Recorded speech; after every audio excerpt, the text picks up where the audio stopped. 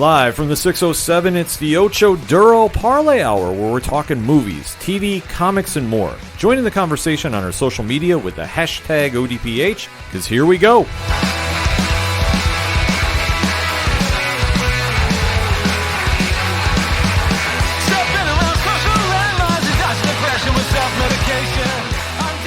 Welcome back for another edition of the ODPH podcast, better known as the Ocho Duro Parlay Hour. What is going on, everybody? Thank you so much for joining us this week. My name is Ken M. Joining me in studio, as always, you know him. He is the co-host. His name is Padawan J. There's been murder attempted on my life like 3 times in 2 weeks. Disney tried to do it 2 weeks ago with the Disney Investor Day. Then Mother Nature tried to do it last week by dumping 4 freaking feet of snow on top of me. No, that's not an exaggeration. I took a measuring tape, ran it outside, got somewhere between 4 and 5 feet of snow dropped on my head. That was fun. And then Disney goddamn near killed me again the next day. Yeah, for anybody that does not follow us on social media, and my first question is, why don't you? At OD Parlay Hour on Twitter, and you can find all of our social media accounts at OchoDuroParlayHour.com. This past week, we were the epicenter of a blizzard of 45 inches of snow. Yeah, and you can run the conversions if you're on the Imperial system. But at one point between the hours of 1 and 6 a.m., at times it was dropping in the neighborhood of about 5 or 6 inches an hour. Yes. So due to that, Mother Nature tried taking out the ODPH, but obviously we're still standing.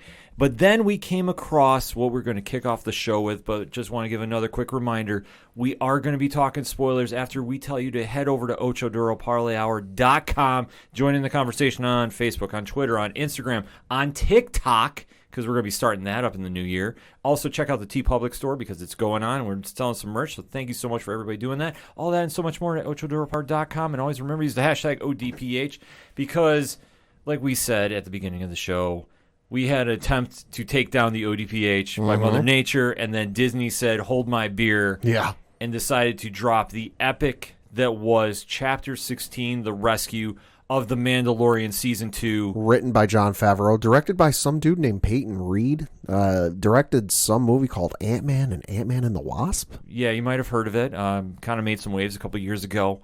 We are going to be talking spoilers, so we have given you fair warning that if you have not seen this episode... What the hell is wrong with you? Yeah, that's my question, because I even tried ducking spoilers, and somebody did the most egregious thing that we'll get into after we start kicking off the segment. But I want to give everybody enough time to say, be prepared, because we are going to deep dive into this epic episode in 3, 2, 1.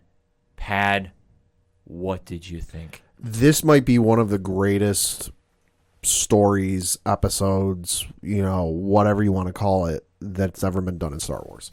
This for me is on par with the Mortis trilogy in the Clone Wars. It's up there. Well, like with any of the Clone Wars stuff Dave Filoni has written and directed, this is up there for me just in this episode. Like not even just this season and this show alone, this episode alone. This episode generated more buzz than I'll say the last trilogy. Yeah. Am I fair to say that? It's generated more buzz than anything Star Wars in quite some time. And obviously, we've been breaking down every single episode of the series thus far. We've been commenting every time and saying, oh, this is the best one yet. This has been the best one yet. I don't exaggerate when I say this. Chapter 16, The Rescue, has carved its niche in the upper echelon of Star Wars mythology. This created waves on the internet, and I'm talking outside of the usual, Star Wars fans or fans of the show or even pop culture fans. This generated waves that I don't think I've really seen or felt since the first teaser trailer for Force Awakens way back when. Yeah. That it was that one, it dropped on a November early November day of 2014, 2013, whenever the hell it was. That just it kind of rippled outside of just, the Star Wars fans, the casual Star Wars fans, and then the pop culture fans who like to watch the show. It just rippled out so much further than anything I've seen in quite a while. Absolutely. And rightfully so, because once we start going into the spoilers about this, you can obviously see why. Because this has been the build-up from the entire season of The Mandalorian versus Moff Gideon. Yep. that we have seen that Baby Yoda, who has now been known as Grogu, has been the prized possession of the fate of the galaxy, as it seems. Yep, and we should note, if you don't want to call it Grogu, that's fine. Jon Favreau did an interview with ABC's Good Morning America today as we record. Everyone on the crew still calls him Baby Yoda. Well, you're going to call him Baby Yoda. I'm sorry. So if he's even Jon Favreau, executive producer and creator of the show, is giving you free license to call him Baby Yoda. Yeah, because like I said, he is the prized possession of the fate of the universe because everybody wants him, because if you have him in your possession, chances are you're going to be able to take over the fate of the galaxy. Quite possibly, yeah. And we've seen that everybody has gone to great lengths to acquire him, but the Mandalorian is trying to save him to get him back to his own species and to get him training about his powers because he doesn't know what he possesses. No. He has rounded up a motley crew, if you will, of fan favorites. It's a great crew. It's a great crew as he's gone through, headed by the one and only king of this, Boba Fett. Yup. Who has came back and proven to everybody why he is the baddest MF in the entire galaxy. I mean, he was, but he was there for like a cup of tea, and then he left. He was there for a cup of tea, but he has done more, thanks to Robert Rodriguez's direction, than I think anybody has ever fathomed what he could do. Could be. But obviously, Mando has rounded up Boba Fett, Fennec, Cara Dune, and they're still grabbing some more members to join the Mandalorian Corps to make that final mission to go get Grogu back out of the clutches of Moff Gideon, who has taken in possession over the past couple episodes. Mando has definitely had this, resurgence, this renaissance, this conscious development. Yeah. That he feels that he needs to go save Baby Yoda, as rightfully so. And as where we left off last episode, he gave that speech that he said, "I'm coming for you, Moff. Be ready." And it was very similar to what Moff told him way back when in season 1. Yep. So now we have jumped into the final battle, where we see that Slave 1 is taking an Imperial shuttle. Yep. Yeah, it's just Imperial shuttle. It's going someplace. Some officers or what have you are taking Dr. Pershing someplace. It's irrelevant. They don't say where. It doesn't really matter. But they disable the ship, and because they know that he knows where the kid is because he's intimately familiar. He's deeply involved with everything going on with the kid, as we've seen from season 1. So basically, they point a gun to us and go, "Tell us where the fuck he is." Yeah, they're not playing around. No, and especially the one idiot soldier. Oh my god, has to poke Cara Dune. Yeah. Why would you even bring up Alderaan? Why? Yeah, as soon as he said, "Oh, you're from Alderaan," I'm like, "Oh, this is a mistake." Yeah, but I did love the connection though. As shitty as it was and kind of twisting the knife where it didn't need to be twisted. I love connections like that where he goes, "I was on the Death Star. I saw your planet blow up." I gotta say, shitty person, shitty what he did. But I love the connection. Oh, absolutely. The deep dive Easter eggs they've done this entire season. I mean, from debuting Ahsoka to having Bo-Katan and everything that's involving Operation Cinder. You see all these little Easter eggs throughout the series. This is what really connects with the Star Wars fan base. And for somebody that's getting into it, you have that much more deep appreciation for it because once you start going through these backstories, you're like, oh, this puts it together. But obviously seeing Cara Dune getting provoked. Yeah. She does what normally anybody would do. Yeah. Shoots the guy.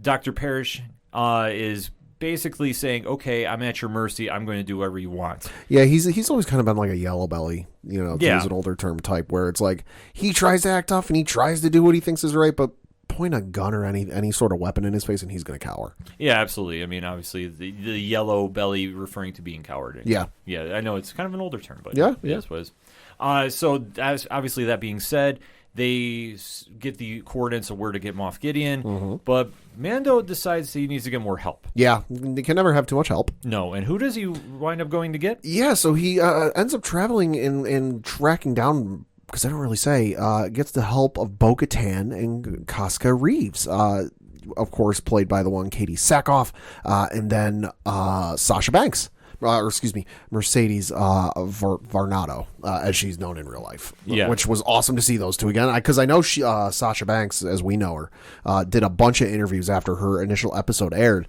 And they were asking, are we going to see her again? Are we going to see her again? Are we going to see her again? And she was very coy. She was very nice. She was like, I don't know, maybe. Hopefully I make an appearance again someday down the road. Yeah, obviously playing up to the Star Wars no spoiler talk, which obviously Sasha keeping it kayfabe. Yeah, as she should do.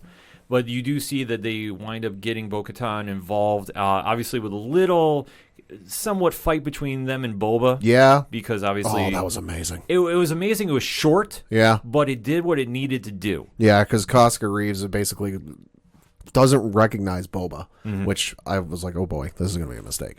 And goes, oh, you're not Mandalorian. And starts a fight with him. I'm like, girl, I realize he's older. I think he's maybe somewhere in his 50s or 60s, but you don't want to pick this fight. No, you definitely don't. But they wind up coming to a somewhat truce, and the deal is struck that if Bo-Katan helps them, she can have the Darksaber. You scratch my back, I scratch yours. Yes, which Mando is just saying, you help me go get Grogu back, take whatever you want, I don't care. So obviously they get the crew together and they come up with the plan about crashing into Moff Gideon's starship, which is a very gutsy move. Yeah. But it winds up working because where Slave One runs the decoy, this is where they sneak on board. Yep. And I thought it was very interesting how they played this out because Moff Gideon definitely knew what they were up to. Like, he had an idea that something was going on, and obviously he made enough adjustments to be ready to take him out at the pass. Yeah. Because at this point, Mando and company have the blueprint to the starship thanks to Dr. Perishing. And once they do, they know, okay, where the dark stormtroopers are. The Dark Troopers, yeah. The Dark Troopers. And they also know where Moff Gideon is. They have an idea where the blueprints are. So this should be a quick one in, one out. Everybody gets in, everybody gets out alive. I thought the plane was going to get blown up a lot sooner than it was because when they were flying towards the starship, and I don't think it was Gideon making the call. I think it was like a subordinate, type of deal where he was over the Imperial person's shoulder. And he just had this look on his face where he was like, it almost reminded me of very much of Return of the Jedi, where it's like, they're flying up to Endor and they give the old code and they're like, oh, and Vader comes up, he goes, oh, where is that shuttle heading? And he goes, oh, it was supposed to be, I was about to clear him. And I'm thinking, I'm getting vibes of this. Like, I feel like he knows what's going on. Yeah, he definitely did. And obviously it plays up to what, Giancarlo Esposito has been doing with him the entire season. He has that kind of Thrawn vibe. Yeah. Which I know we've heard Thrawn's name get mentioned throughout the show. Yep. But this is where he kind of said, all right, now I can see where he's thinking, because he's always been a step ahead of him. And obviously he was thinking ahead on this point too. Because oh my God, yeah. once the Mandalorian Corps goes on the ship, they're obviously working their way through easy stormtroopers like nothing. Mando's job, though, is to go stop the Dark Troopers from coming out of their cryogenic chambers. Not a bad idea. No, it definitely isn't. But one gets away. Yeah. And you have the standoff. So during that brief fight, you understand the gravity of the situation with the Dark Troopers. So you also get a real taste of how strong Beskar is. Yes, because Mando is getting his ass kicked. Yeah. Through this entire battle. I was getting reminded a bit of when Iron Man fought Hulk in Age of Ultron, and it was he brought in the Hulkbuster armor, and he just started pounding the crap out of the Hulk with the Hulkbuster armor. I'm like, I'm getting kind of similar vibes, and holy shit, Beskar's really strong. Oh, yeah, absolutely, because you just see the headshots he was taking. Yeah. And it was just almost frightening to a sense of like a horror movie. Yeah. That was the kind of vibe that the Dark Trooper was giving off. But Mando does wind up getting the upper hand using the staff that he acquired during the Ahsoka episode to stab the Dark Trooper through the throat. Yep. And obviously making the robot short circuit. And then he hits the space latch to shoot everybody out into orbit. Great moment. Which was a perfect moment because Mando has kind of had this, almost lucky streak of getting out of situations he shouldn't. Yeah, and you could see how just with a few that how tough they were and how much of a pain in the ass it was going to be to beat them. That it made sense, and after a point you're like, all right, he's going to have to get really creative to beat them, just because he doesn't have the weapons. He even he used his wrist flamethrower or whatever it was on him, and that obviously didn't matter. So I was like, all right, he's going to have to get really creative, and I don't know how he's going to do this, because clearly his punches and his attacks don't matter. I doubt if he had a lightsaber they'd even care. No, he definitely wouldn't. But obviously he's being the decoy during this as he's making his way to find Grogu. And you see Bo-Katan leading the charge with Cara Dune, Fennec, and Koska to the bridge of the ship. Yep. However, when they get there, who do they find? Who do they not find? And that's one Moff Gideon. Exactly. Because they come to an empty bridge. Moff Gideon knows what they're up to and winds up going to Grogu's chamber. Yep. So when the Mandalorian opens up the door, right there you see Gideon with the Darksaber right over Grogu's head. Yeah, and while it's smart on his part, and he's definitely, like you said, Thrawn-like, where he's thinking 4 steps ahead. They're also a little bit predictable, I feel like, because he knows they're coming. Obviously he figured out or deduced that this shuttle was them. So I think it's pretty predictable, that, okay, Mandalorian's going to come for the kid. They're going to split off for the bridge. I got to go get the kid because that's my bargaining chip. Yeah. So obviously they wind up having a great battle after the double cross happens by Gideon because he knew what was going to happen. Yeah. Obviously, he was saying, "Oh, you can take the child. I have the blood from him," which I thought is going to be a footnote for what happens in the future. I think it absolutely is, especially because you think back a couple episodes where we saw that thing. I don't even know what the hell you call it. That was floating in the background of that Imperial base or the research thing where we saw the recorded message from Dr. Pershing. Yeah. Where they're talking about the blood, I don't think we've seen the last of what that was or what they're doing with it. No, because I think what makes Grogu stand out is there's something special about him. The fact they've been trying to experiment on him since episode 1 means there's something in his blood that the dark side thinks that they can do, the Empire rather, thinks they can do with it. Yeah. So obviously this is going to be a footnote for next season when that comes about. Could be. But you do have the double cross, though, because, like I said, Gideon says, I've taken what I can. You can escape here. But obviously, he tries using the Darksaber on the Mandalorian. They do have a great fight. Yeah. But then the Mandalorian gets the upper hand. But this is where I want to ask Pat, because I haven't hit up on social media about this. Gideon loses the battle. He drops the sword, so does Mandalorian is now takes the Darksaber. Yep. Did you think Gideon threw the fight? Yes. 100%. I agree. I think he knew because he's got eyes and ears everywhere. They have much in the Empire way. You think back to the original film where Luke and Ben and the droids are going to meet up with Han in Docking Bay 94, and that alien spy-looking thing tells the Empire who they are. He's got eyes everywhere. He knows he's got to know or figure, who's going to be coming for him, because as much noise as Bo-Katan and her crew have been making, he's got to know who she is, and he's got to know she's gunning for him. I mean, he even says her name at one point. Well, so I got to figure, 100%. He kept it going long enough to kind of string him along and go, yeah, no, I'm totally fighting you, only to go, all right, this game's gone on long enough, time for me to throw this. Yeah, it was such an interesting play. And I think that Gideon knew what we're going to be talking about just now, or next rather, because once he relinquishes the Darksaber, Mandalorian brings Gideon to the bridge where you see Bo-Katan, Fennec, Koska, and Cara waiting, and you just see Bo-Katan going, "What did you do?" Yeah. And Gideon says, "He beat me in combat for the saber. He's now the rightful owner." Now, I did not know about this. I forgot about it. I totally forgot about it because there was, I believe, a moment in Rebels where that did play a factor. Yeah, and I had no idea about this. But it's so brilliant about how he did it because Gideon knew. Yeah. He knew that this would cause a problem between them because... and that makes sense because he's well-versed. He knows a lot. And the Mandalorian race being very warrior-like and honor and tradition and this and that, you can't just give somebody a weapon and be like, oh, hey, here, I took this off of some person, you take it. And and especially as much as it means to them. Because if you go back and you watch the Clone Wars episodes where it features, it's thousands of years old, that it was made by a Mandalorian Jedi, who eventually fought in some wars, and it was held in the Jedi Temple until it got broken out.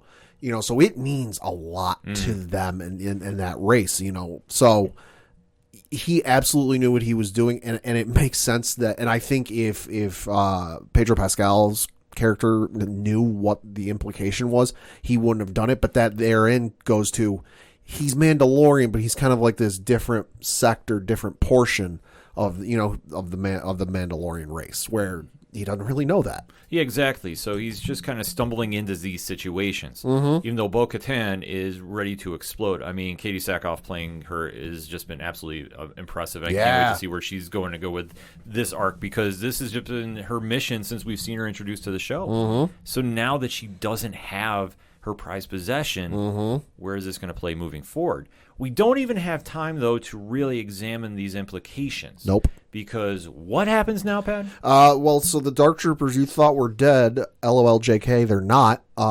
Because if you remember, they have the rockets on the bottom of their feet, much like an Iron Man suit. They reorient themselves and go, oh, hey, there's a ship. Why don't we just fly back in here? Because there's not actual people inside us. We're just machines. We're robots, so we can breathe in space. Yes. And Moff Gideon gives one of the most chilling dialogue during this. I mean, like we say, Giancarlo Esposito is just incredible in this role. And he's just basically talking through so calm and saying, you have no chance to win. These soldiers are going to come bust through your door. Yep. You have impressive firearms, but they're only going to last you so long. Your effort is valiant, but they're going to kill everybody in this room, except me and the child. Yep. And he's so, dead stone cold about this. Oh my, I sat there and you could just tell the gravity of the situation, even in the body language. We keep talking about Pedro Pascal does not take off the helmet ever. No. Unless it's a rare situation. You can even just tell by his body language, he has that oh shit moment. Yeah. He realizes he's right. Yeah. He understands what's going on. You see Cara Dune trying not to break. Gina Carano is sitting there trying not to say, okay, I know we're going to die here. I'll say she's running through probably every scenario she could imagine in her head of how to get out of there, just because that's her style. Yeah, and you see during this point too that Koska and Bo-Katan put their helmets back on. They know shit's about to go down. Yeah, everybody knows something's going down. Meanwhile, Moff Gideon is hiding a phaser underneath his cloak. Yep, which is just another subtle villain move. Yep. But during this time, you're seeing the doors getting pounded. The tension is building. You have that horror movie moment. And then all of a sudden, you see flying outside the building. What, Pat? An X-Wing. And at first thought you might think, oh, it's Ahsoka. Ahsoka's coming to help him out. Because Ahsoka, like we know, is friends with Bo-Katan. Bo-Katan sent the Mandalorian and the child to Ahsoka. So one could only assume that, she might hear some news or some rumors or something, or maybe even Baby Yoda called out to her, what have you. But it's not. No, it's not. You just see a figure get out, and then all of a sudden you see a lightsaber light up. I didn't even have to see the lightsaber, and I started throwing things. I saw the outfit, and I saw because they didn't show the face for a while. You just saw behind the character, and I saw what that character was wearing, and I legitimately started throwing things up in the air. Yeah. The lightsaber turned green. And there was just remnants of Rogue One. Then I know people have done the comparison videos, and it's accurate. Yeah, shout out to our guy JVD over at Villains Demand. He was sharing this on Twitter today and saying which one was better. And, I mean, I gave my vote. I still think Vader was better, but this one was ranking up there because of just the complete ass whooping that this person was doing on the Dark Troopers. Yeah. Was running through them like there was no stopping. This was a Luke we've not seen, ever. Even in his battle in The Last Jedi or even in Return of the Jedi, we didn't see it. It's kind of like with Vader. We never really got to see Vader at his apex, at his absolute best, so to speak. But we got to see that with Rogue One. Obviously Return of the Jedi, Luke was still kind of learning. He didn't have a full, lightsaber skills, I guess you could say. And then, in Last Jedi, he wasn't really looking to win a lightsaber duel. He was just stalling for time. He knew what was going on. So this was the first time, we've got to see on screen and not in like a video game, Luke at his absolute best. Yeah, as Pat is giving it away, the person in the cloak is the one and only Luke goddamn Skywalker. Yes. I legit, the entire time, like I said, I recognized who it was the minute I saw the clothes. And I was stuck at home because I still had 4 feet of snow on my street. And I'm sitting there and I'm going, the entire time I'm going, and it was a good thing everyone was up at my house at this point. I was like, oh shit, oh shit, oh shit. And my dad who was in the other room goes, what? And I go, you got to come here. I was like, you got to see this. And he just comes in and he sees it and he's like, oh my. Yeah, because you just see this figure with a hood over him absolutely just annihilating all the Dark Troopers. Once he gets to the door, the Mandalorian senses that he is a friend. I'll say he just killed all the Dark Troopers and saved their lives. So he's like, open the door, and I forget who it was. It might have been Cara Dune, who was like, fucking what? Yeah, but you see Grogu put his hand on the screen Yeah. because it can watch the video monitor. Yep. And you sense what it is, and then all of a sudden you see the person come in and reveal their hood, and it's a CGI'd Mark Hamill. That it was Mark Hamill. It was not some other actor, about the same size, about the same height as Luke, but it was actually Mark Hamill wearing the technology or whatever they needed to do to de-age him. I thought it might have been like that because in Rogue One, if you've seen the end of Rogue One, Princess Leia shows up, and it's a young Princess Leia, and it's but it's not Carrie Fisher because I think by that point she might have died. I can't remember. Yeah. But it's not Carrie Fisher's body in that; it's another actress's, and they took the word hope out of the dialogue from A New Hope and put it in there. And I was sitting there, and I didn't know this until Jon Favreau did the interview on Good Morning America this morning. But like you said, that was actually Mark Hamill, and I remember watching it and thinking it was like the Princess Leia situation. I'm listening to the voice. I'm like, wow, they got really somebody really close to sound like Luke. No, it was actually Mark Hamill. See, I was hoping it was going to be Sebastian Stan. I thought it would be too. If they ever brought him in to do anything, I thought it might have been Sebastian Stan too. Yeah, I thought it was going to be him because I'm not going to knock the CGI too much. Like, I wasn't blown away by it because the whole de-aging thing it's weird to me. Yeah. Like, I get it, but I'm not a fan of it. But I understand why they did it in this. It looks cool and it looks cool and it looks awesome, but it's different than the de-aging you saw with Sam Jackson in Captain Marvel. Right. It's good. It looks okay for right now. It's got some. It needs some work. It looks kind of like if you ever go back and watch a movie that's got some CGI in like the late 90s. It doesn't look as good as CGI does today. It's got potential. It just needs some work. It looked like video game pixel. Yeah, a little bit. Like I was sitting there like, okay, the big moment's here, but you do see Mark Hamill just give the dialogue of saying, "I've come for the child, and I will protect him with my life," and you can see that the Mandalorian is like, well, here you go. And he goes, no, he wants your permission before he can come with And me. I got to give a shout out to the composer, the guy who's composed every episode for these 2 seasons, Ludwig, and I'm going to butcher this last name, so I apologize, Goranson. He composed his goddamn ass off with this episode. Oh, yeah. Oh, my God, especially this end sequence. Yeah, because the whole end sequence where the Mandalorian takes his helmet off and shows his face to Grogu. Grogu puts his hand on him. Oh, rip my heart out, why don't you? It was all the feels, as the kids say.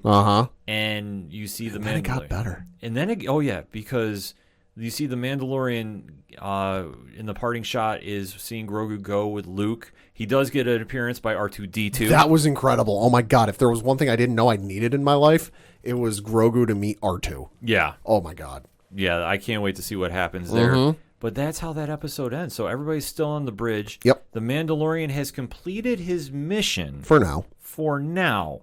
And then it fades to black and you get your credits. And then the moment happens. Didn't see this coming. Where this did not get ruined for me. No. But I have to give just a quick story with the whole Luke thing. Yeah. I'm going to make a thing. If you are listening to my voice here, there's a 72-hour window I'm now enforcing for spoilers. That if we don't give you fair warning, we're not going to post spoilers anywhere on our social media. This episode had somebody post Luke Skywalker as their post in exclamation points. And knowing that they are Star Wars fans, it tipped off what this was. Yeah, and normally people are good about this, unless you really go looking, specifically with Twitter. Usually people are good about this, but I in this instance, because I started the episode because I thought I was going to get to work that day. I didn't. I started the episode at a little after 6:00 in the morning on Friday. Finished the episode about 6:45, 6:50, whatever it was. Went on to Twitter, went to the trends, and it was there. Yeah. So this was. You're right. There should be a 72-hour window with spoilers, and normally, unless you really go looking, you'll have to, it'll be hard to find. Yeah. But this to me was an anomaly. That there was no way this was going to keep quiet. I knew it wasn't, and obviously because I had to go shovel my way out, I did not have time to do it, and with work and such. So for me, I was trying to dodge this like the plague, and obviously I had to answer something for the podcast on my page. So thus I clicked to it, and when Facebook refreshed and went to newsfeed, right there as the credits were starting for the show. So I was so mad. And I did get an apology for it too. So I'm just going to make it from here on out. 72-hour window. before any spoilers, folks. Right. Let's try to spread the word of that. Let's make that go viral. But this spoiler did not get ruined for me. No. Pat, do you want to lead into it? So we get through the credits, we get to the end, and we get the Marvel MCU post-credit scene where, you know, it kind of fades up, and you see two suns, and instantly, I think every Star Wars fan has an idea where that is. And then it kind of pans down into the left, and you see a certain palace that you might be familiar with. That's Jabba's palace, and I'm thinking, what the hell are we doing here? Mm-hmm. You go into the palace, and they're not as full or as party full, I guess you could say, as it was in Jabba's days. But there's still some people hanging out. There's still some music going on. Mm-hmm. And we find out that one goddamn Bib Fortuna, who, if the name doesn't sound familiar, he's the guy who he makes an appearance in, I know, of The Phantom Menace.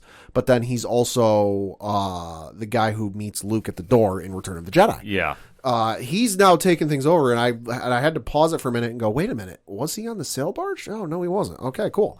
Bib Fortuna has taken over, I guess, things on Tatooine. He's running things. Dude got fat like he's in a pandemic and having to quarantine. Yeah. I saw that meme. That was funny. And he's running things, and in comes Fennec Shan, you know, starts shooting the place up. People running. She stands on a goddamn Rancor trap pit. Again, I'm thinking, oh, God, they didn't get another one, did they? They didn't. At least not that we know of. Comes in there, frees one of the Twi'lek slaves, and who comes walking down the stairs, Ken? The King. Boba freaking Fett. They have a little back and forth in Huttese. Oh, Boba, I thought you were dead, you know, but I'd heard some rumors. It's good to see you again. He shoots him dead, pulls the carcass off the throne, and I gotta admit, this was one of the more badass shots I've ever seen. How freaking badass was this? That was a badass shot. You just see the kind of looking up a little bit, camera shot, Boba taking the throne, sitting there, Fennec kind of leaning back, sitting there on the side, leans over, grabs some alcohol, starts taking a swig. And it just fades to black, and then you see the title, whatever you call it. The Book of Boba Fett. Book of Boba Fett, coming 2021. Let's freaking go. I marked out like a madman. I lost my stuff. I'm so glad nobody was videotaping that because I would have got so embarrassed. Mm-hmm. I don't care.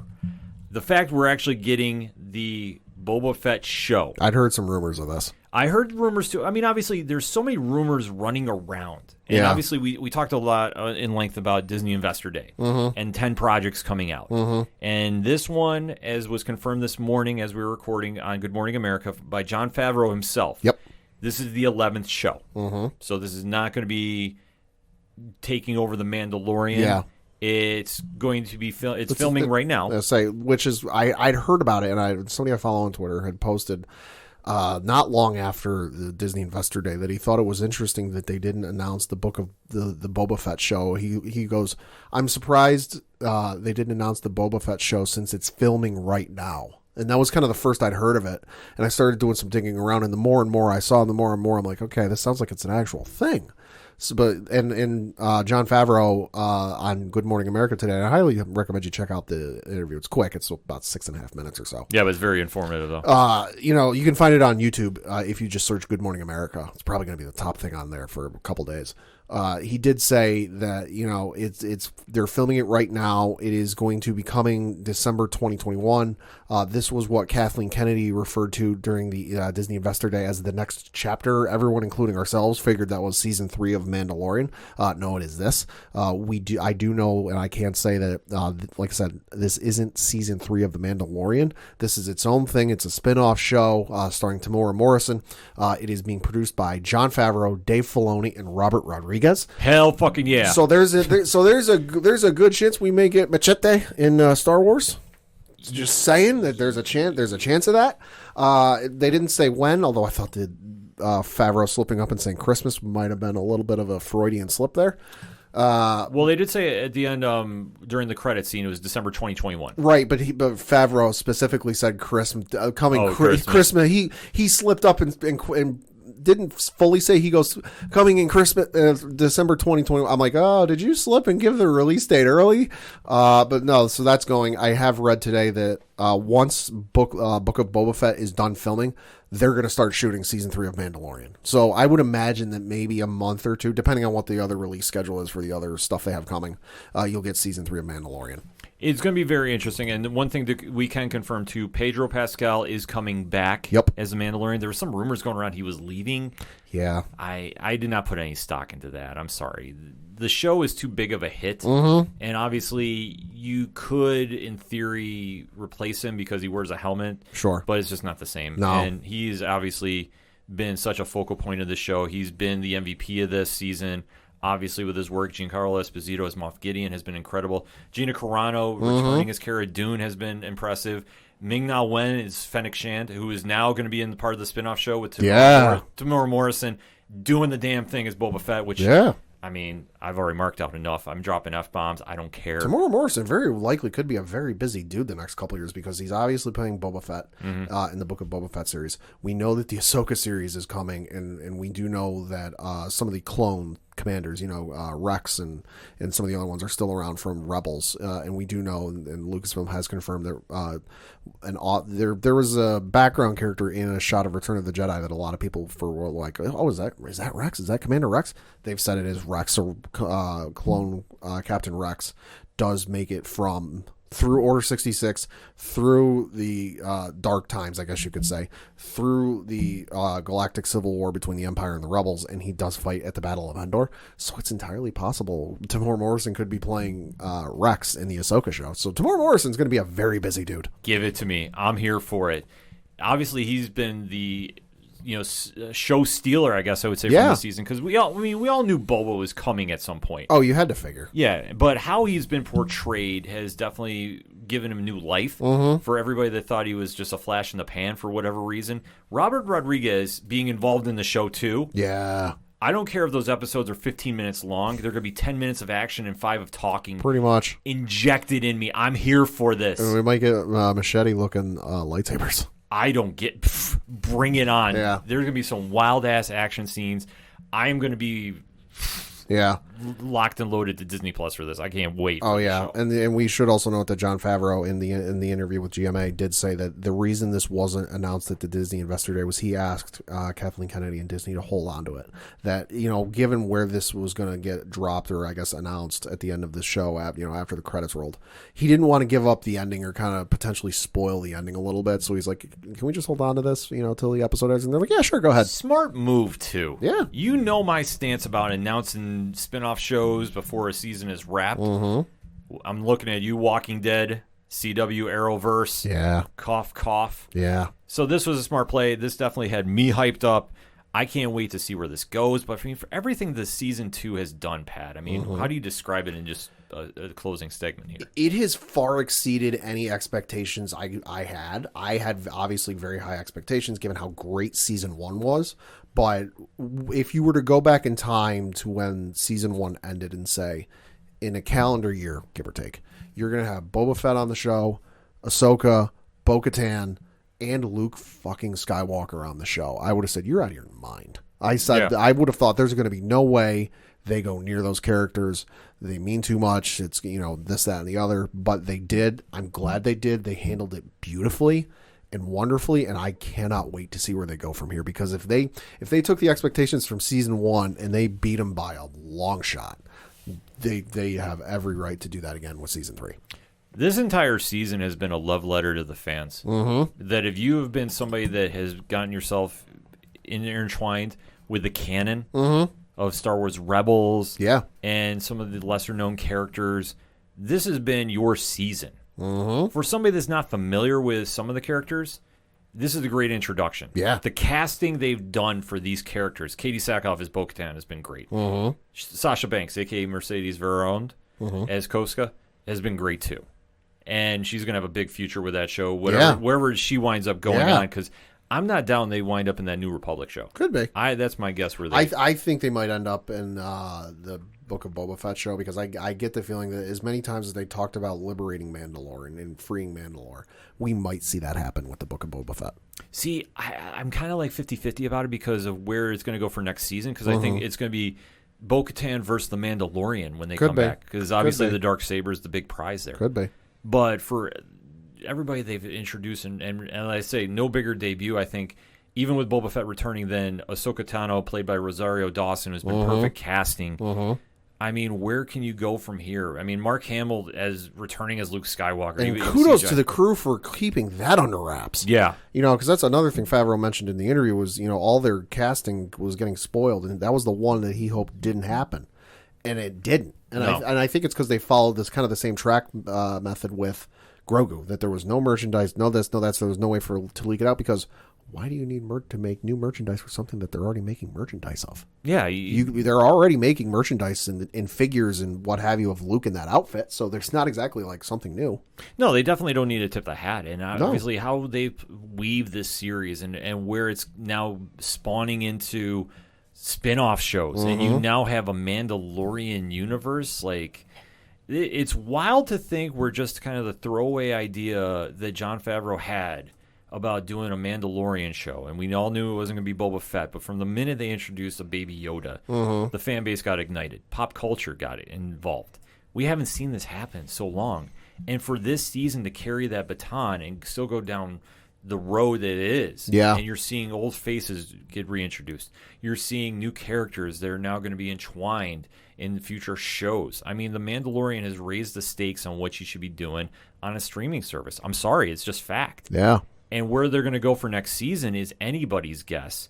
Are we going to see more familiar faces appear? Could be. Is it possible we see Han Solo? Not Harrison Ford, but the gentleman who played him in the Solo movie. Oh, yeah, because he is on contract for like three total movies or something like that. Right. Could be. Is it out of the realm of thought to see him return? No, you could. I mean, is it possible for Darth Maul? I'll throw that karma out in the world. No, because he's dead by that point. Okay. I see. That's the one thing I'm not sure, but could we see him maybe in a flashback sequence? Yeah, you could. I'll be down for that. I'm just trying to think who else you could add to the season that season 2 hasn't already touched upon. Yeah. Because to carry the magic that they've done, Dave Filoni and Jon Favreau have done an amazing job with the show. And with everybody involved that has come in to do episodes, from Bryce Dallas Howard to Robert Rodriguez to Peyton Reed, they have taken so much time to show that you can do stories outside of a film and really present it to a mainstream audience and reignite a fan base that had mixed feelings at the end of Rise of Skywalker. Oh, yeah. Let's be honest about that. Yeah. So overall, it's a must-watch episode. It's a must-watch season. There's only one hiccup episode you can say. Sure. And that was It was like the second one. the second one when they're on the frozen planet. Yeah. Other than that, it's been moment after moment after moment that keeps you entwined from start to finish. You cannot have a higher possible recommendation from the ODPH panel about this. So get watching The Mandalorian. Rewatch it if you need to, and let us have that conversation, shall we? Hit us up on that social media accounts at OD Parlay Hour on Twitter and at OchoDuroParlayHour.com for Facebook, on Instagram, wherever we need to talk about it. Let's talk Mandalorian, shall we? We're going to take a quick break. We'll be right back. Well, hello there. I'm Brian Wayne, host of the Cheers to Comics podcast, and I'm here to bring you the ultimate comic book podcast for readers and lovers and collectors of all levels. Whether you're trying to get caught up on last week's books or you're just looking to check out the latest interview with the latest creator, this is the podcast for you. So, if you're looking for a comic book show that doesn't stray away from the topic and you're looking to get an insight from a true fan and lover of this industry, then tune into the Cheers to Comics podcast 3 times a week as I, Brian Wayne, raise a glass to this wonderful, wonderful industry that is comics. Cheers.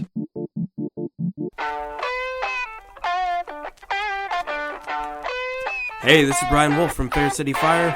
You are listening to ODPH, the greatest podcast in Binghamton. Woo!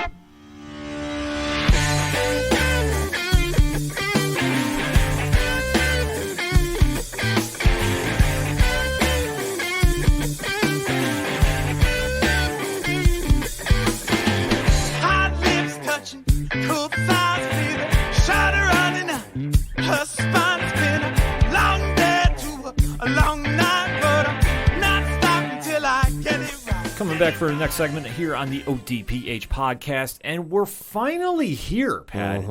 After much delays, Wonder Woman 84 is hitting HBO Max and theaters where they are open this Friday, actually. Yeah. With Christmas Day, we have a little Christmas gift coming from Warner Brothers and DC Comics.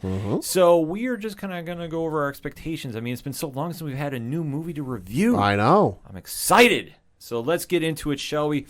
This is obviously the sequel to the wildly successful original from 2017, directed by Patty Jenkins. Gal Gadot playing Diana Prince in the Title role. In the title role, and obviously taking place much later down the road from the original time setting. So at this point, Diana Prince is now laying low as an anthropologist in Washington, D.C. Yep. And she's also being Wonder Woman, though, albeit not really out in the open, shall we say. I also get the feeling that she's not exactly happy about things. That it feels like kind of a wash, rinse, repeat kind of deal. And we definitely get vibes of this when she first showed up in Batman v Superman, I believe it was, where, you know, she helped out the world and she saved the world from, the God of War. I'm blanking on Ares. Ares, thank you. You know, saved the world from the God of War, Ares, and that things should be hunky dory. And then World War II happened. And then all the other stuff throughout history that's happened. So it almost feels like she's disenfranchised a bit, that she's like, why should I continue to help you if it's just more of the same? Yeah, it's something that we don't know exactly why she's stepped away. That obviously in the first movie definitely played a part in taking down World War I, but she's been laying low ever since. And we don't really know why. I mean, it's just kind of how she's just kind of faded away. I think obviously due to the loss of Steve Trevor, played by Chris Pine. She's just really kind of, I don't want to say lost her desire to help humanity, but I think it's kind of played a It's taken a hit. It's taken a slight hit. So obviously she's now still picked up the pieces, and in 1984 she's just kind of trying to live I don't want to say a normal life, but as quiet as possible. As quiet as possible as one Amazonian prince can do, or princess can do, rather. Yeah.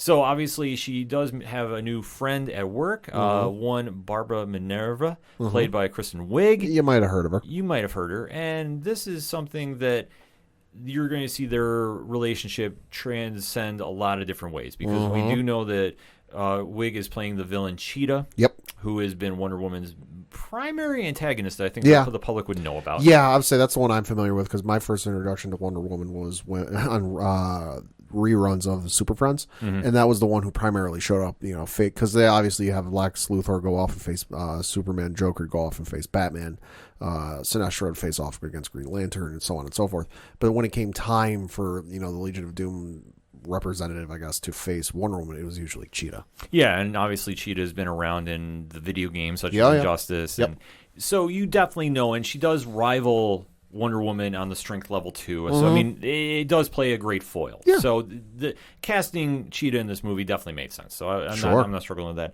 We also have a new villain in the movie as well, Maxwell Lord, played by the Mandalorian himself, Pedro Pascal. Dude's busy these days. He's very busy. He's winning December, I'll tell you that right now. And if you don't know a lot about Maxwell Lord, he's kind of a very interesting character. He does have some history with Wonder Woman in the comics, and there is one very notable scene that, depending on the timeline, if you believe has happened or not, I don't see them reenacting in this film, but I would not doubt. It does play a little ramifications for future tension down the road between Wonder Woman and some of the other superheroes. But it makes sense if you read the story. I don't want to give it away, so you should definitely go check out DC Comics Unlimited there. And DC Universe Infinite, should I say now. So it's going to be transcending over and definitely catch up with some back issues. So, Pad, let me ask you this. Sure. I don't want to go too much into spoilers. We have seen the trailer. We do see a lot of fighting going on in Washington, D.C. We do see some fighting that looks like it's happening out of the country. And we do see Wonder Woman appearing in the Golden Eagle armor. Yep. What is your takeaways from this film? What are you expecting from this film? I'm not really sure what to expect with this film, because a lot like with the first one, it threw me with the first one to be set in 1912, or whatever it was with World War One. It threw me a little bit. So I was like, oh, that, because I figured, all right, if it went back in time, because we'd heard rumblings at the top before the first trailer dropped for the original that it was going to be back before Batman v Superman. So my head immediately went, oh, World War II.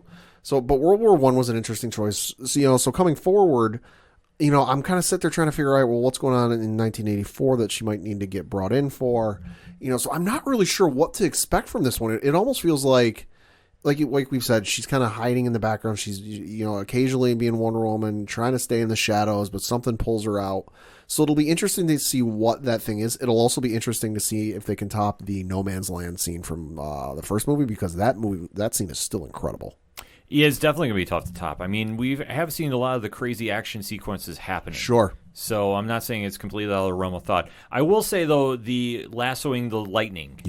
That's going to be nuts. That's going to be a little wild to see happen. I know there's a lot of mixed reaction about that. Sure. But I It think happens in the comics. But yeah, she does stuff like that in the comics. So, I mean, it is what it is, so I can kind of deal with it. I think the biggest X factor is going to be how Maxwell Lord is portrayed. Yeah. That, like I say, I don't want to give too much away about him, but he's somebody that is going to appear to be more, or not more than he seems. Sure. But he's definitely got a lot of stuff going on behind the scenes. It's going to be an interesting take by Pedro Pascal, I feel, because we've gotten so used to seeing him as the Mandalorian, the good guy, the do-gooder, to all of a sudden kind of flip the script and go, oh, now he's kind of a bad guy. It's going to be good to see both sides of Pedro Pascal. It's definitely going to be interesting to see. And like I say, when he gets involved with getting the power source, that you kind of sense that from the commercials that he's granting wishes. Sure. Like he's almost like a genie, if you will. Right. But nothing ever comes without a cost. No, not usually. And obviously dealing in the decade of decadence with the 80s where everything is more, bigger, better, whatever. Brighter.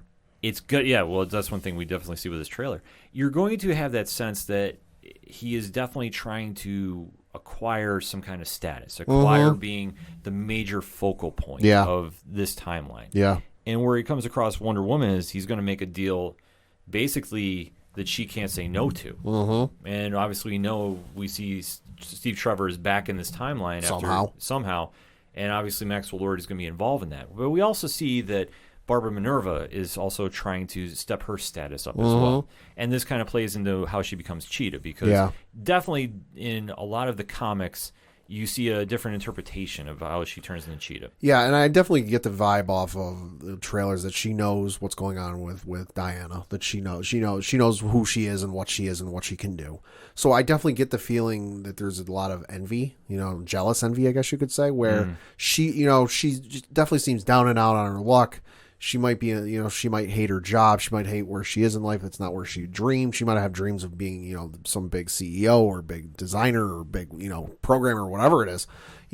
Had big dreams, and she's not where she wanted. She sees Diana, who has everything she wants, at least on the surface. We know as the viewers that she doesn't have everything she wants. So she's like, oh, I want to be where she is, and I'm willing to do whatever it takes to get there. So I definitely think envy is going to play a part in this. I think so too, and I think that it is going to play to like the tragic foil. Yeah, which I can definitely see happening here. Yeah, and it would make sense with the story. Yeah, definitely. If they end up playing up the envy part of it, there's going to be that line where it's like, listen, you think I have everything? I don't. Yeah. So obviously, where this story is going to go is anybody's guess. Yeah. But something is going to happen where Wonder Woman disappears from the timeline again, because obviously this being set in 1984. Yep. To see her reappear during Batman vs. Superman, a lot has happened since then. So what would cause that? Yeah. It could be that obviously getting a lot of emotional damage from the Maxwell Lord incident might play in a factor. Sure. It could be that scene from the comics, which I'm just going to show Pad. Oh, yeah. And how that plays out, because there's a moment that happens in the comics that is broadcasted to the world. And that's kind of the only spoiler I'll give away. Sure. That. I'm not going to say what, but it's something that can definitely damage a reputation. Yeah, and it just definitely seems like, at least from Batman v Superman, that she's even more off the grid than she was prior, which seems harder to do, because as you go on from 1984, the internet comes along, cell phones and cameras and video cameras and, Twitter and YouTube and all that. So, she definitely goes more to ground, to the point where it's only in like the only way Bruce finds out about her is he happens to dig up or find an old photo from World War One. So you kind of have that backstory going on, but this definitely is going to be a trendsetter, though. Yeah. Because this is the first big blockbuster that Warner Brothers is releasing to HBO Max. We know the deal of their entire movie slate for 2021 is debuting on HBO Max, along with movie theaters that are open depending where you are in the world. Correct. Obviously, with everything going on with C-19. So, Pat, let me ask you this. Sure. If this is a monster success, I'm talking, we got to say astronomical numbers here of views, of subscriber increases. Do you think that Disney Plus reacts? No, because I think they've seen the reactions of Christopher Nolan and then Denis Villeneuve. You know, Christopher Nolan obviously very friendly and loves Warner Brothers, directed a lot of movies for them. Denis Villeneuve, the director of their upcoming Dune film, which will be launching on HBO Max next year. They're hoping it does well enough to spring off into a franchise, a series of films. But Disney is sitting there and they've seen how pissed off Christopher Nolan is and Denis Villeneuve is. I've read some stuff about some actors and actresses being a little pissed off about it behind the scenes because their contracts are worked a certain way where they get paid based off of how it does at the film, and this is going to how it does at the box office, I should say, and this is going to undercut it a little bit. So I think they've sat there and they've kind of seen all of the ripples that have come out of this boulder. It's not even a stone or a pebble out of this boulder or comet, I guess you could say, that got dropped into the ocean. You know, where they've sat there and they've seen this and they already haven't blinked, because you think back to Disney Investor Day last week. I forget what the film was, but there was a film that they did say was coming to Premier Access. So, but with this, I don't think they're going to blink, just because I don't think they want to piss off any directors or any people they have good working relationships with. Because with the whole Christopher Nolan thing, he's almost been exclusively with Warner Brothers for as long as I can remember. I don't think there's some sort of deal there. I could be wrong, but it's almost like a handshake. Yeah, I like you, you like me. We'll continue to work together. But if that relationship has soured on his end to where he doesn't want to work with Warner Brothers anymore, that he doesn't like the direction they're going, you know, there is every movie studio in Hollywood that is going to be doing everything they can to poach him and say, hey, come make movies for us. Yeah, absolutely. I don't think the mouse is going to blink too. No. I just can't see Disney Plus really overreacting about this. No, I think for Disney it's going to be they're not going to react and go everything on Disney Plus for free. Yeah. I think for them it's going to be strategically figure out, okay, what movies do we think aren't going to do all that well that we can just put on Disney Plus, because they're putting out some straight to Disney Plus, no $30 access fee. There's going to be some that they put with the $30 access fee. And then there's going to be some, like at least with Black Widow at this point, that is going to theaters and not to Disney Plus as well. Yeah, I think Black Widow is the movie everybody's going to watch after this to Right. see what they're going to do. Are they going to stream it to Disney Plus? Are they going to just keep their date about releasing it to movie theaters in May, I believe it still is? I think it's still May, yeah. It's jumped around on so many times, I honestly lose track. But I think for Wonder Woman 84, this is the right move to do during this time period. And I think people have to remember that, too. Yeah, I mean, because this is also, like we mentioned last week or 2 weeks ago or whatever it was, we were talking about the HBO Max Warner Brothers deal. This also is one of those films that, you know, you have to put it out, because eventually people are going to forget about it and they're not going to want to see it, and it's going to hurt its bottom line. Absolutely. I mean, you think about it. Wonder Woman, the original movie, debuted in 2017. We're 3 years. Yeah. Jinx. Yeah, I know. So, but you're exactly right that the timeline, the fan base is going to wait for a sequel before it gets stale. You have a limited window to strike. And not saying the fans wouldn't show up, because Wonder Woman is such an iconic character. Right. But you also have to sit there and go, okay, if this character is going to tie into any other movie projects.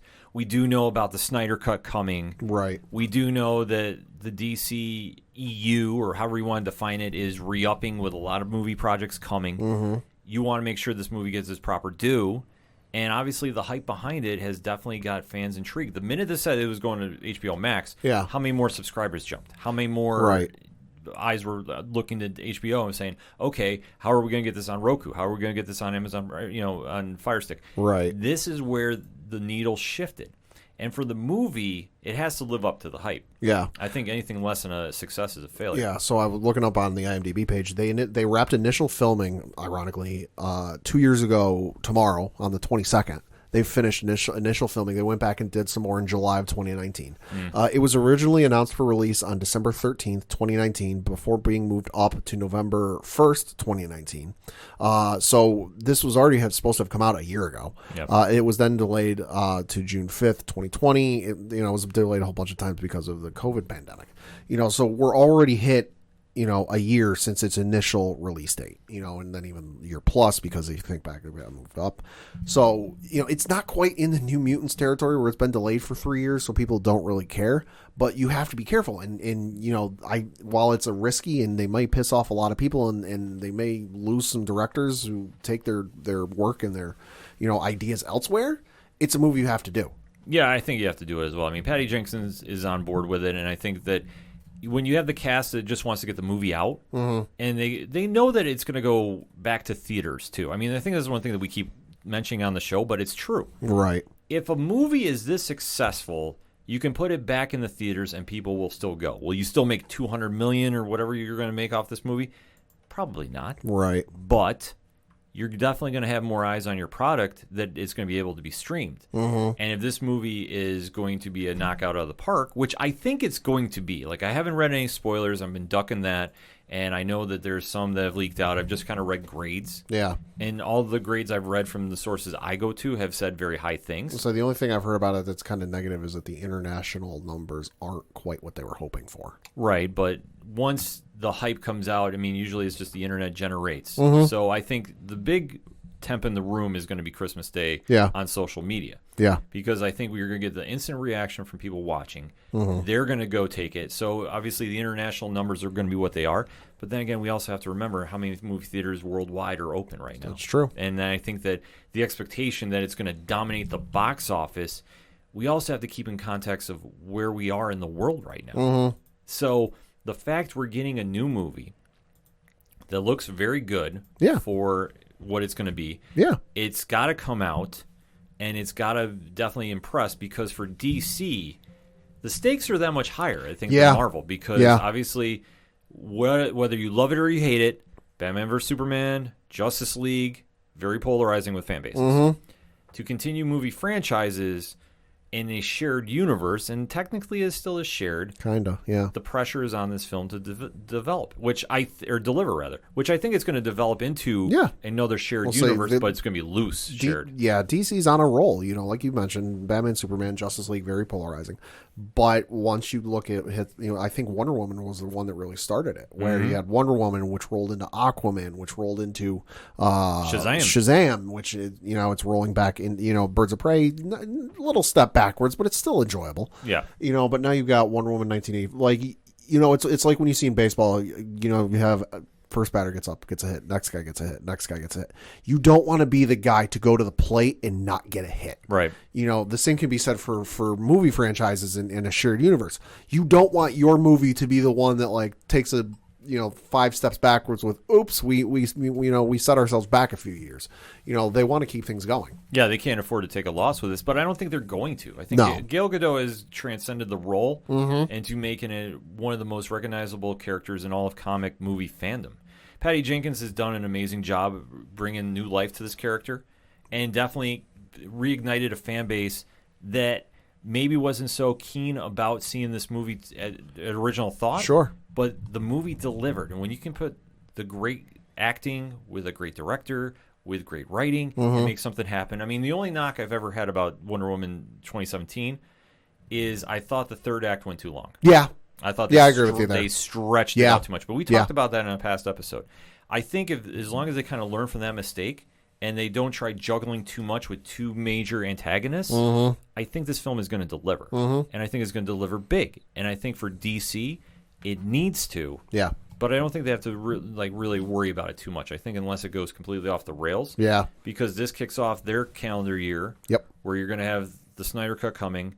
You do have a couple more movies lined up. I mean, obviously, we don't know where dates are going to be, and they're not official where everything is going to fall, so I don't want to go speculating. Until I can hit play on HBO Max or wherever it's going to be, I don't believe it's coming. Right. You just kind of have to wait and see. But for everything they've introduced at Fandom, this was the lead-off show for Fandom. I believe and so, definitely they went back to the well a little bit to hype up about Wonder Woman 84. And rightfully so. It's been done for a year and a half. It's been done, so it's definitely got to come out and definitely be something to be excited about. Yeah. So final thoughts on this before we go into watching the movie? Excited to see where they go with this. Excited for the story. I'm also excited for the callbacks to the 80s. I mean, music, fashion, the trends. That's something I'm really looking forward to because it's been shown that you can have fun and do with it. You look at Captain Marvel and just how great that was because of all the 90s music and clothes and everything. I'm excited to see what they can do with there. Maybe you see a DeLorean in the background. I'm just saying.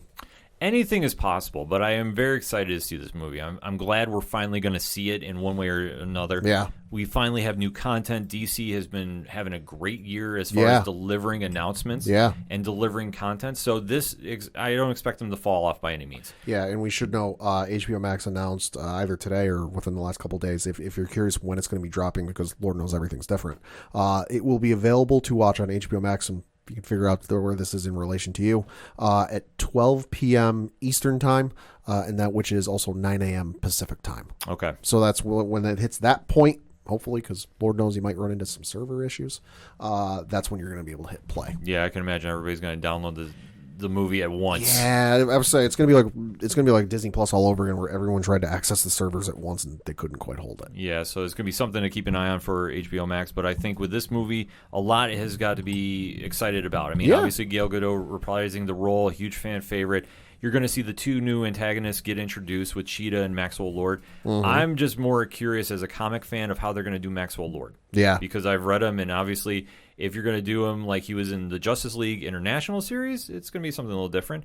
If you're going to go into some other storylines, which I'll just refer to as Infinite Crisis, we could go a lot of different ways with the character. So I'm waiting to see how he is portrayed by Pedro Pascal, but I'm excited about it. Kristen Wiig, I was a little hesitant about, but the more I've seen from the trailers, I'm more excited to see where she goes with, and then how this is going to lead into the eventual third movie, because I think that it's all been greenlit if it hasn't been already. There's been so much moving and shaking going on with DC, it's hard to keep track. But the only thing I've heard about with the third movie is that Patty Jenkins has said if it happens, it would be set in like modern times. Yeah, which I fully think it's going to. I think they definitely want to get that third movie. And I think with everything that's going to be shown on HBO Max, it's going to just have the fans asking for a third one. Mm-hmm. So we'll definitely have to wait to see on Christmas Day how it turns out. And definitely we'll be talking about it next week on the ODPH. But let's talk about it before, shall we? Hit us up on the hashtag ODPH. What's your thoughts going into Wonder Woman 1984? Are you excited or are you not, and why? Let's talk, shall we? We're going to take a quick break. We'll be right back.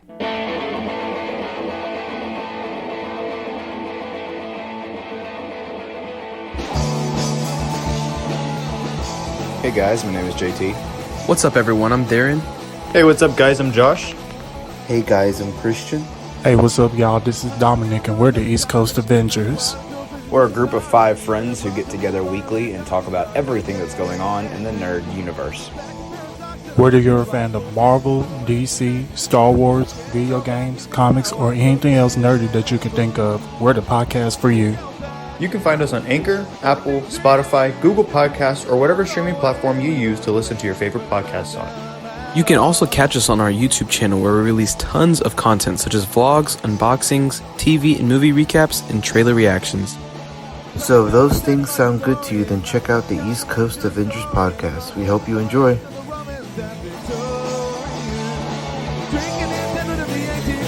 Rock and roll started with the 1950s, trying not to sit to the plot line, so keep standing. To go back and to see the way things really used to be. Now knowing we remember them. To go back and to see the way things really used to be. Now knowing we remember them. This is Rich, the host of the Three Fat Nerds podcast and co-host of the Horror Zone 607 podcast, and you are listening to our hashtag 607 podcast brothers, the Ocho Duro Parlay Hour. Now kick it back over to Ken Moneybags and the crew.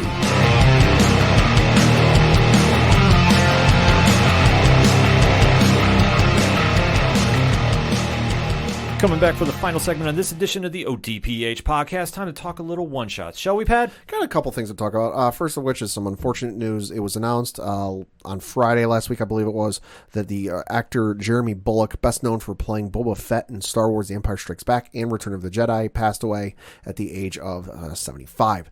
He was born in Leicester, England in 1945 and was a mainstay on British television with dozens of credits on shows like Doctor Who and Robin of Sherwood. He also appeared in several James Bond movies like The Spy Who Loved Me and Octopussy. Of course, in 1980, he donned the Boba Fett armor in Empire Strikes Back, as well as Lieutenant Shekel in the same film. Bullock did reprise his role in the armor for Return of the Jedi. He would go on to have a small cameo in Episode 3 of Revenge of the Sith as Captain Jeremiah Colton, and he was a mainstay in the convention circuit and gave talks and appearances. He retired from doing conventions in 2018.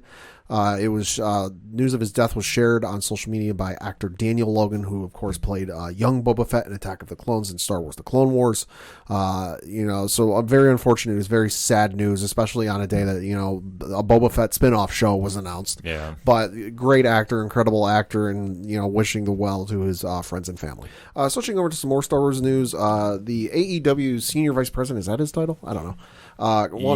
One Cody Rhodes decided to cause a stir on Twitter yesterday as we record. Oh my God, yeah. Yeah, we're currently, as we record, this thing is singular tweet is sitting at 9.6K likes, 631 retweets, 3.1K quote tweets, where he decided to list his Star Wars ranking, I guess you could say, of the films and the TV series.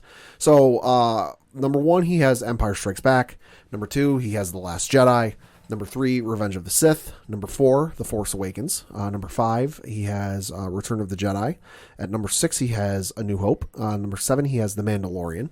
8, he has Clone Wars. 9, he has Attack of the Clones.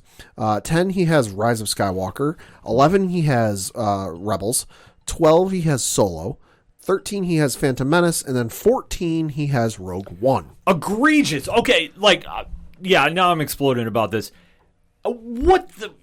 Rogue One should never, ever be that low. Yeah. You cannot say because, it's just kind of thrown in there. That movie, the last 10 minutes alone is better than Phantom Menace. I'm sorry. And then you want to factor in the rest of the movie, which is great. Yeah. I mean, it starts a little slow, but it builds. And once it builds, that should be in your top 10, if not your top 5. I'm sorry. Yeah. The fact that you have Last Jedi, which I'm sorry, every time I'm rewatching that movie now, it drops further and further down my list. Sure. I'm sorry. I'm completely going. I really liked it when I first saw it, and now I'm just picking it apart every time I watch it. Rogue One has to be higher than that. I mean, for me, Empire Strikes Back would probably be number 1. I agree with him there.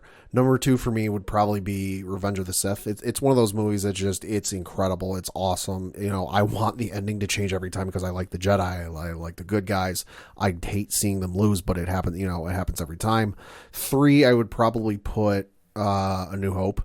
It's the one that started everything for me. It's the first one I saw, when they re-released it in theaters in the 90s. After that, I would probably have to say Clone Wars, just because it's so close and it's so integral, to feels like a decade of my life. After that, I would probably have to say, because I'm going off, I didn't write this down, I'm kind of going off the top of my head. After that, I probably have to say Mandalorian comes in next.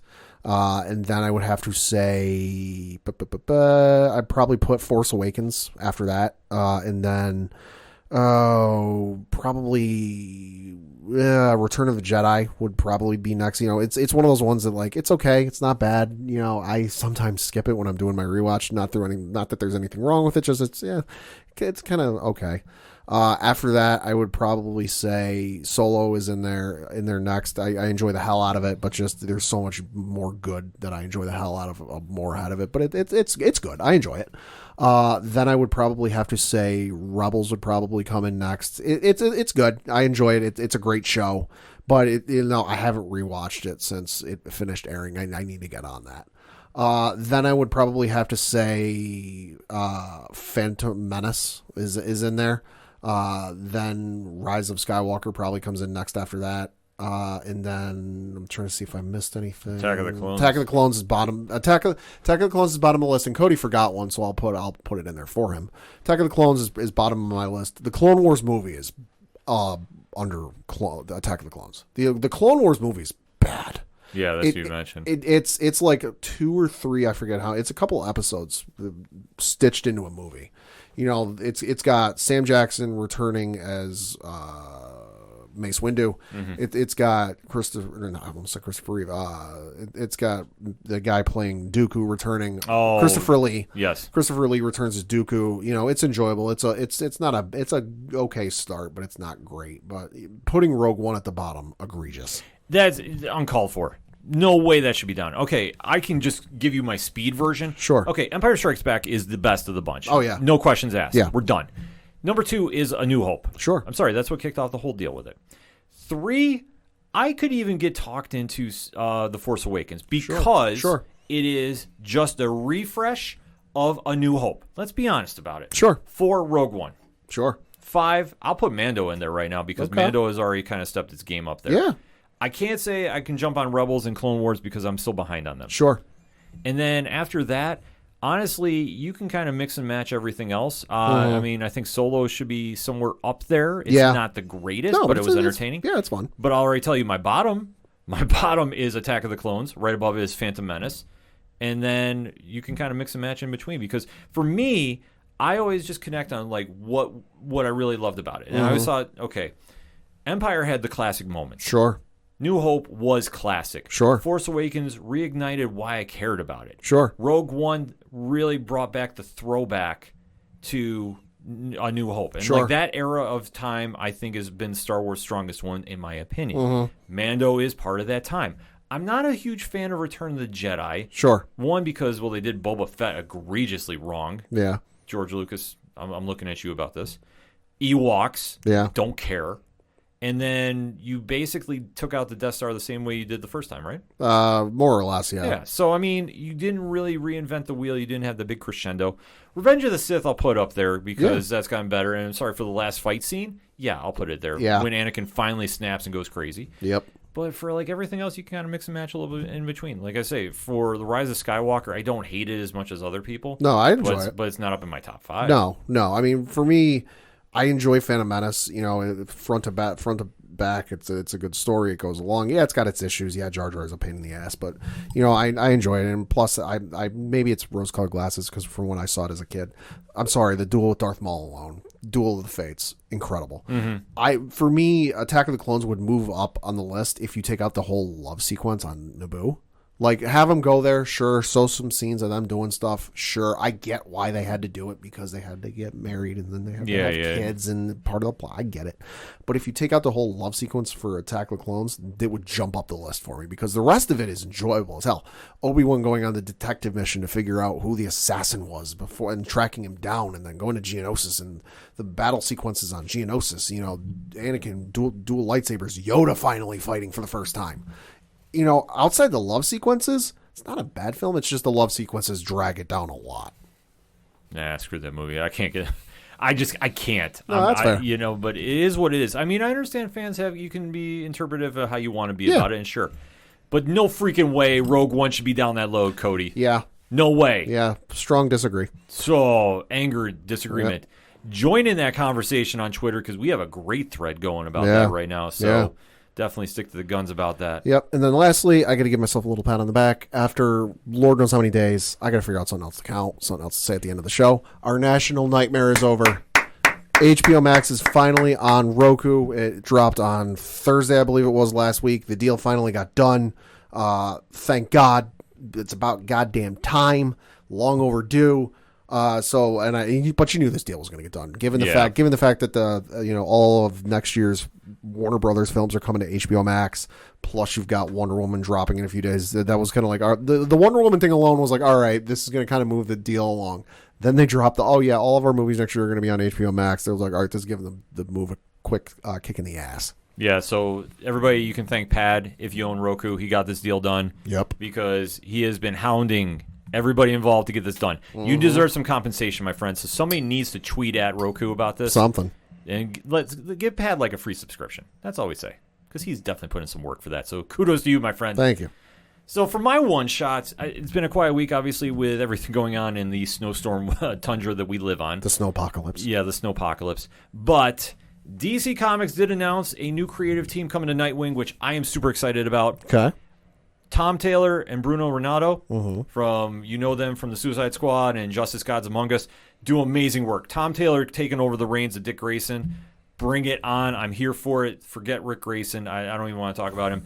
But I am super, super stoked about what Taylor is going to bring to the character. So I also know for writing in DC, Brian Michael Bendis is moving on from doing Superman, and taking over for him is one Philip Kennedy Johnson. Ooh, that'd be fun. Yeah. I heard Bendis is taking in the reins of Justice League. Ooh. So you kind of knew that was coming eventually. Yeah. But I hear Green Arrow is now going to be the head of it. Whoa. That could be interesting. I can't confirm that, so I definitely got to hit up, obviously, Cheers to Comics, Wednesday poll. Shout out to our great comic content creating friends out there to confirm this. But I heard some rumors going around that Green Arrow is either going to be on the team or he's running the team. And for Bendis, I mean, listen, he's done great work. Yeah. I'm trusting his vision. Obviously, what he did with Avengers, enough said. When that lineup came out, I was like, how is this going to work? And it was brilliant. So a lot of exciting news happening with DC Comics, and obviously with Future State coming. DC's got a big kickoff to 2021 coming, so definitely stay tuned for that. And obviously, it is the holiday season, and from the ODPH panel to you, we wish you a happy and safe, healthy holiday season. So, Pat, how about some holiday movie recommendations? I'd say, well, one, you're not going to hear me mention Elf. I partially hate that movie now. Really? I saw it in theaters when it came out, loved the hell out of it, but then to not being able to turn on any of the channels here we have that like to play movies during the holiday time and not being able to escape it for the past 15 years has really turned me off of it. So it's a good movie, don't get me wrong, but I hate watching it now because it's on everywhere. I'll say outside of the usual holiday movies, because everyone's got, ones of those. First two Harry Potter films are pretty good to watch if you want to, they got a little happy Christmassy, feel good vibe to it. Can never go wrong with the Lord of the Rings marathon, around the holiday times. I always do one, at least myself. Also a good James Bond marathon, or a couple of James Bond. Maybe there's some from the Roger Moore era, or even the Sean Connery era. There's just something about holidays, because I know they've done it around Thanksgiving. I know they've done it around Easter when they used to be on TV all the time, and Christmas especially. There's something about holidays that in James Bond that's just so synonymous. Fair enough. I was going to say no Die Hard. No. I've seen it. It's okay. Oh, it's so good. I have to rewatch that. I mean, for me, I always like a good laugh. So obviously, National Lampoon's Christmas Vacation is up there. It's a good one. A Christmas Story. It's a good one. Albeit though AEW's version. I know you're not a fan, but what can I say? Jim Carrey's Elf, or Jim Carrey, not Jim Carrey's Elf. Jim Carrey's Grinch. Yeah, that was a pretty good one. That's a good one. There's so many good movies to check out, but definitely the major point is celebrate the holidays, celebrate with the loved ones, and keep it safe, keep it healthy, and keep it happy, because it's the time of year to do it. Yes. So that all being said, the music you heard on this episode of the ODPH podcast is that of Shout at the Robots. Now, Pad, they got a Patreon, right? Mm-hmm. They got some really cool gear on that. This is true. Where do you find out about that? OchoDuroParlayHour.com. Right on. So you go over to the music section. You can check out everything going on with our good friends over at Shout. You can check out Second Suitor, which Tyler is planning a new show coming out on Facebook, I believe. Ooh. He just announced it as we're recording. So he's got something cooked up for the 3-year anniversary of Second Suitor. So you definitely want to go check out what they have cooking. You definitely want to check out everything going on with Floodlands. Our good friend Brian Wolf, Fair City Fire fame. Yeah. Definitely has got the Patreon going for Wednesday concerts. We do share that on our social media accounts, so you definitely want to check it out. This week, he's doing all holiday songs, from what I've been told. Ooh. So last week, he did an amazing Bruce Springsteen set, did one of my favorite songs by Bruce, Atlantic City. So definitely want to check out what he's got cooking up and all the great music you find here on the ODPH. You can also check out on the website, Friends of the Show at the directory. You can also check out organizational links, support Black Lives Matter. You can check out the amazing pod groups we are in via the Podchaser pages, because I always say this. If you're in a pod group and you're not on Podchaser, you're not a group. Sorry, just saying. So shout out to our friends over at Pod Nation. Shout out to the Legion Independent Podcast. Shout out to Alternate Reality Radio. Shout out to the Apocalypse. And, of course, shout out to hashtag 607 Podcast and our friends over at 8122 Productions, Rich, Ron, Mike C, and hashtag Big Natty Cool, still on Twitter, Pat. Oh, boy. He hasn't been kicked off. You want to know why we keep saying he hasn't been kicked off? Have you signed up for their Patreon? You will find out why we say he hasn't been kicked off yet, and we're all kind of like shocked. Because Diesel comes with the content that we would love to talk about on the show, but we can't because I'll get kicked off by 3 different providers. This is fact. This is not a line. This is not a joke. I seriously have been told if I talk about his stuff, I'm going to get kicked off. So if you want to find out what the big secret is, $1 gets you in the door, $3 gets you a comfy seat at the table. All of that, our link to our TeePublic store is up there live too, and so much more at OchoDuroParlayHour.com. That's all I got for this week. So for the one and only Padawan Thank you. I'm your host, Ken M. Thank you as always for listening to the ODPH podcast, better known as the Ocho Duro Parlay Hour. Happy holidays, everyone. See you next time.